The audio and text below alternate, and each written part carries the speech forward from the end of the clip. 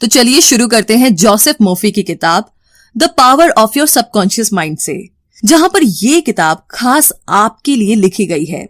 जी हाँ, और आपको ये जानकारी देने के लिए कि आपके सबकॉन्शियस दिमाग में इतनी ताकत है जितना आप सोच भी नहीं सकते, और इसकी जादुई ताकत यानी कि मैजिकल पावर से आपको वाकिफ करवाना, आपको बतलाना ही इस किताब का असली मकसद है, ताकि आप इसका भरपूर फायदा उठा सके। तो इस किताब का पहला चैप्टर कहता है कि आपके अंदर एक खजाना मौजूद है। एक 75 साल की विधवा ने हमारे लेखक को खत लिखकर बताया कि वो दोबारा शादी करके घर बसाना चाहती है और खुश रहना चाहती है। तो उसने एग्जैक्टली वही किया जैसा लेखक ने उसको करने को बोला था। वो औरत खुद को बार बार याद दिलाती रहती थी कि वो एक खुशहाल शादीशुदा औरत है और अपने पति से बहुत प्यार करती है। और आखिरी में एक दिन वो एक बड़े फार्मासिस्ट से मिली और उनसे प्यार कर बैठी। रिजल्ट ये रहा कि आज दोनों शादीशुदा है और काफी खुश है। तो कहने का मतलब ये है कि आपके अंदर एक्चुअली में एक पूरी सोने की खान है जो आपका सबकॉन्शियस माइंड है। बस अगर आप इसे कंट्रोल करके अपने फायदे के लिए इस्तेमाल करना सीख जाए तो क्या बात। क्योंकि आप जब किसी टेस्ट से पहले खुद को ये यकीन दिलाते रहते हैं कि आप फेल हो जाएंगे या फिर कोई चीज आपको नहीं मिलेगी, तो एक्चुअली में आप अपने ही दिमाग को ऐसा करने के लिए मजबूर कर रहे होते हैं।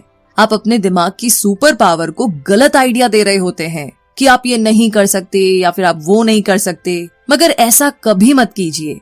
कभी भी अपने दिमाग में नेगेटिव आइडिया किसी भी सिचुएशन में मत आने दीजिए, बल्कि पूरे जोश के साथ दोहराते रहे, विश्वास रखे और उम्मीद भी। और फिर आप देखेंगे कि आपका सबकॉन्शियस ही आपके सारे सवालों का जवाब बन जाएगा। है ना इंटरेस्टिंग? तो चलिए अब बात करते हैं दूसरे चैप्टर की।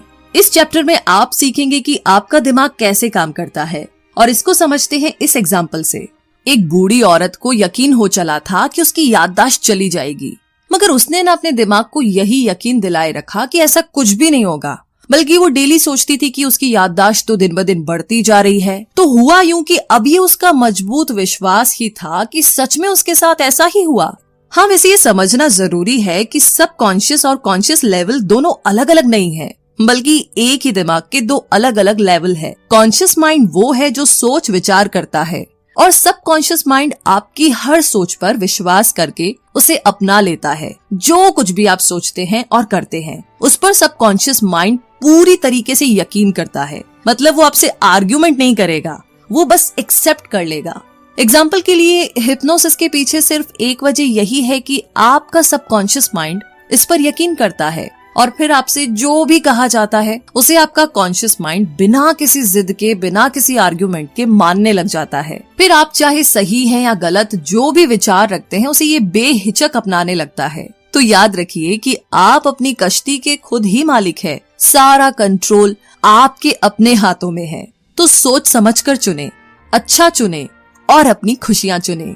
इसी के साथ आगे थर्ड चैप्टर में आप जानेंगे आपके सबकॉन्शियस दिमाग के काम करने की जादुई ताकत के बारे में, और इसके लिए ये रियल स्टोरी आपकी काफी मदद करेगी।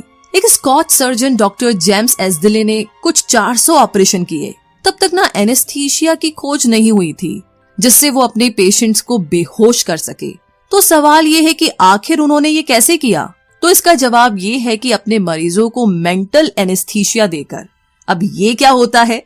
ये बड़ी ही इंटरेस्टिंग चीज है। वो उन्हें पूरी तरीके से यकीन दिला देते थे कि ऑपरेशन में ना उन्हें किसी भी तरह का दर्द नहीं होगा और ना ही कोई इन्फेक्शन होगा। उनके ऑपरेशन सफल हुआ करते थे और उनका मोर्टेलिटी रेट यानी कि पेशेंट्स के मरने का रेट भी बहुत ही कम था, सिर्फ 2 या 3% ही। तो अपने मरीजों का ऑपरेशन करने से पहले वो उनके सबकॉन्शियस माइंड को हिप्नोटिक करके उनके कानों में बोलते थे, तुम्हें कुछ नहीं होगा, तुम ठीक हो जाओगे, तुम हेल्दी हो।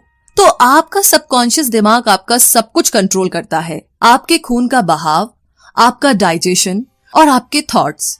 एक बार अगर आप इसकी ताकत को समझ ले तो इसे अपने फायदे के लिए आप इस्तेमाल कर सकते हैं। जब आप नेगेटिव सोचते हैं तो आपकी डिस्ट्रक्टिव इमोशन होती है जिसे अपने दिमाग से निकालना बहुत जरूरी होता है, वरना आपकी बॉडी में अल्सर, हार्ट प्रॉब्लम, एंजाइटी या मेंटल इलनेस जैसी प्रॉब्लम्स होना शुरू हो जाएगी। अपने दिमाग में उठने वाले हर ख्याल पर गौर करें, क्योंकि वही फिर आपकी एक्शन बनने लगते हैं। क्योंकि जब भी आप सोचते हैं और जो कुछ भी सोचते हैं आपका सबकॉन्शियस माइंड उस पर रिएक्ट करता है। तो जब भी आप सोए उससे पहले मन में एक इरादा करें, एक टारगेट चुने और खुद से ही कहे कि आप उसे पूरा करना चाहते हैं। आप कुछ भी सोच सकते हैं, अपनी अच्छी सेहत, पैसा या फिर लोगों के साथ अपने रिश्ते के बारे में भी। पॉजिटिव विचारों को आने दीजिए और अपने दिमाग को प्रोग्राम करते रहिए, और फिर इसके मिरेकल्स क्या होंगे, क्या चमत्कार होंगे, ये आप सोच भी नहीं सकते। तो चलिए इसी के साथ आगे चौथे और पांचवें चैप्टर की बात करते हैं, जहां पर आप मेंटल हीलिंग के पुराने और नए तरीके के बारे में जानेंगे। तो बात ऐसी है कि 1910 का एक मशहूर किस्सा है। एक आदमी को टंग पैरालिसिस हुआ, यानी कि उसकी जीभ को लकवा मार गया। तो उन दिनों ना इसका कोई भी इलाज नहीं था। वो डॉक्टर के पास गया तो उसने उसकी जबान में एक थर्मामीटर रखकर कहा कि ये बिल्कुल नया इंस्ट्रूमेंट है, एकदम खतरनाक मशीन है, मतलब जिससे ना उसकी जीभ ठीक हो जाएगी। और सच में कुछ ही मिनटों के बाद उसकी जीभ ठीक हो गई थी और वो उसे हिला डुला पा रहा था। तो बहुत से एक्सपेरिमेंट में हिप्नोसिस किए गए लोगों को आसानी से ये यकीन करा दिया जाता है कि उन्हें कोई खास बीमारी है, और फिर वे लोग सच में उसी बीमारी के सिम्टम्स दिखाने लगते हैं, क्योंकि उनका सबकॉन्शियस दिमाग कही हुई बातों पर यकीन कर लेता है। इसमें ना इतनी ताकत होती है कि वे उसी तरीके से एक्ट भी करने लगता है, जो बहुत ही अजीब है मतलब सुनने में। बट आप कभी सोचेंगे ना, एक्चुअली आपके साथ भी यही हो रहा होता है। ये अपोजिट भी काम करता है। जब किसी मरीज के सबकॉन्शियस दिमाग को यकीन दिलाया जाता है कि वो ठीक हो रहा है, तब ऐसा लगता है कि वो कभी बीमारी का शिकार ही नहीं था। तो आपके शरीर पर कोई असर तब तक नहीं होगा जब तक आपका सबकॉन्शियस माइंड ऐसा करने को ना बोले। हमेशा अपने सबकॉन्शियस दिमाग की ताकत को याद रखिए, न जाने आपके जीवन में इसकी बदौलत कब क्या चमत्कार हो जाए। इसीलिए ना कोई भी मौका मिस ना करे। तो आज हम सब अपने सबकॉन्शियस माइंड की पावर से वाकिफ है, इसके बारे में जानते हैं, मगर हम में से बहुत से लोग इसका सही इस्तेमाल करना नहीं जानते हैं। उन्हें ये पता नहीं होता है कि इसकी ताकत से कैसे अपनी जिंदगी को बदला जा सकता है। वैसे ऐसा करने के लिए ना सबसे पहले तो ये जानिए कि आपको क्या चीज हील कर सकती है, ठीक कर सकती है, और फिर उसे अपने सबकॉन्शियस माइंड को गाइड करने में इस्तेमाल करें। दिमाग में कोई एक प्लान बनाइए, उसे काम करता हुआ आप देखिए, फिर बुरे या नेगेटिव ख्याल ना आने दे, क्योंकि ऐसा करना बेवकूफी होगी। और आखिरी बात ये कि प्रेयर करें और अपनी दुआओं पर यकीन रखें। इसी के साथ आगे चैप्टर नंबर 6, जहां पर आप जानेंगे मेंटल हीलिंग की प्रैक्टिकल टेक्निक के बारे में। कहने का मतलब ये कि जब गोल्डन गेट ब्रिज बना तो इंजीनियरिंग कंपनी के पास एक प्लान था। इस प्लान में पहली बार स्ट्रेस और स्ट्रेंथ की बात कही गई थी, जो ब्रिज पर पड़ सकता था। तब उन्होंने एक मजबूत और पूरी तरह से आइडियल ब्रिज के बारे में सोचा और उसे प्रैक्टिकली टेस्ट भी किया गया। ये सारे स्टेप्स ऑर्डर में किए गए और कोई भी स्टेप पहले या बाद में नहीं अपनाया गया, वरना ब्रिज पूरी तरह से नाकामयाब रहता।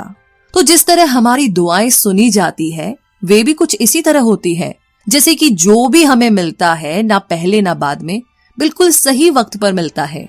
तो इनमें से ना जो सबसे पहली टेक्निक है वो है पास ओवर टेक्निक, यानी कि सिंपल तरीके से अपने थॉट्स और इच्छाओं को अपने सबकॉन्शियस माइंड में रखते जाइए, ताकि आप किसी भी तरह की सिकनेस दूर कर पाए।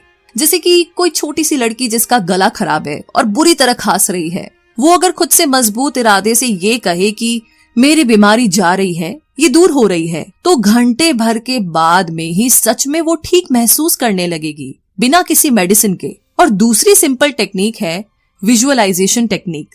आप विजुअलाइज करके अपने दिमाग में इमेज बना करके, इमेज क्रिएट करके ऐसा कर सकते हैं। जो आप चाहते हैं उसे हरदम ख्यालों में रखिए। आप अपने फोन या लैपटॉप पर उसका वॉलपेपर लगा करके भी ऐसा कर सकते हैं, या फिर एक ड्रीम बोर्ड भी आप बना सकते हैं, या अपने सपने की फोटो कार्डबोर्ड में लगा कर रखें और रोज उसे देखें। और अब आखिर में आती है स्लीपिंग टेक्निक, जिसमें जब आप सो रहे होते हैं तो आपकी बॉडी का एफर्ट और स्ट्रेस कम होता है। उस वक्त आपका सबकॉन्शियस एक्टिव हो जाता है और आपके विचार और भी बेहतर ढंग से अब्सॉर्ब कर लेता है, जिससे आपके दिमाग और शरीर को अपनी चाह